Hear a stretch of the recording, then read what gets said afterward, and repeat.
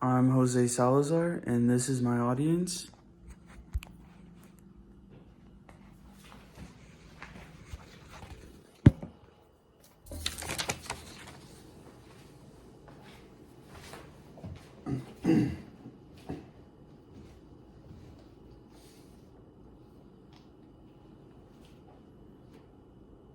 How confident are you in your study skills?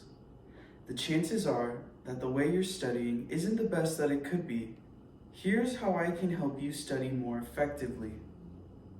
According to the National Library of Medicine, students often have an ideal location where they feel comfortable to study, but studying in different or new locations can help to improve the quality of your studies. What does that mean for you? Before you study in the same old bedroom, try and mix it up a bit. Study on the floor, study in the living room, study in the kitchen, study in the dining room, or you could go to your local library or Barnes & Noble. The point is you need to mix it up. Once you get settled, the University of St. Augustine says that you need to get a good night's sleep, listen to calming music, snack on smart, healthy food, and eliminate distractions. It isn't all about the place or time that you're studying. You have to be well in order to retain information, and that's especially important when it comes to sleep. Sleep is super important to help you retaining information, which is what you're trying to do when you're studying. And as for the healthy foods that you should be trying to eat, the University of St. Augustine recommends almonds and cashews, peanuts, trail mix, and spinach. Back to the topic of sleep. Sleep not only replenishes your energy, but is crucial in strengthening and consolidating information. So, sleep is one of the biggest parts of the studying process that we don't really recognize because we're not technically doing anything. But that's not really true. What's happening is the information is consolidating and solidifying into the long-term memory and helping us and allowing us to use it more effectively and properly in the future. So what I'm trying to say here is that sacrificing sleep is never a good idea for studying. If you're sacrificing your sleep, knowing that you could be knowing that you could be sleeping instead of studying, you shouldn't be doing that because you're actually hurting yourself in the long run. Now, what are some of the best actual methods of studying? Studies show that the two most effective free software systems that are the best for practicing active recall are Anki and Quizlet.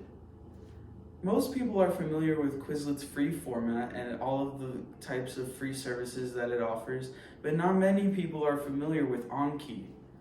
Anki is a flashcard-based software which allows you to choose how much help you think you need on a certain term or card.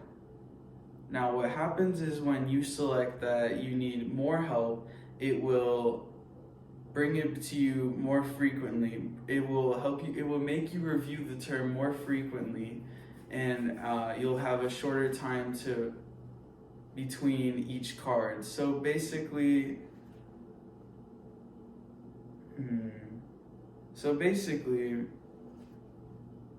you'll have 2 plus 2 equals 4 and 2 plus 3 equals 5. If you say that you have difficulty memorizing 2 plus 2 equals 4, you'll have 5 seconds to review the term and look at it before it'll ask you again and go to a different term. And it'll do that for every single term and every single definition until you master all of them properly. Now, another thing that we need to talk about is chunking. Chunking is the active process of breaking up large pieces of information into shorter ones. Now, it may seem simple at first, but it's highly effective in all methods of studying, especially when it comes to flashcards. You have an infinite amount of cards and an infinite amount of definitions that you can create, and you should take advantage of that. Instead of trying to memorize chunks of information as large as paragraphs, try to minimize it down to a few sentences instead. A few sentences being 1 or 2 and not 3 to 5. Now, another thing that it's important to note is that you must be practicing in a spaced practice. You must be practicing spaced practice. So, how often should you be studying? Studies show that you should be studying multiple sessions spread out over several weeks, with 40-minute sessions being the maximum one can study in a day before overdoing it. So, as previously mentioned, you should never be cutting out sleep in order to study. And you shouldn't be cramming either.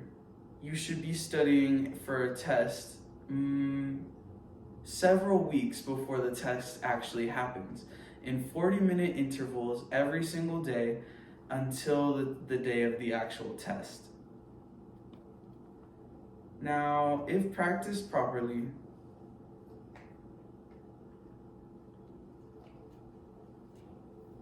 you will have officially learned how to learn. Thank you for your time.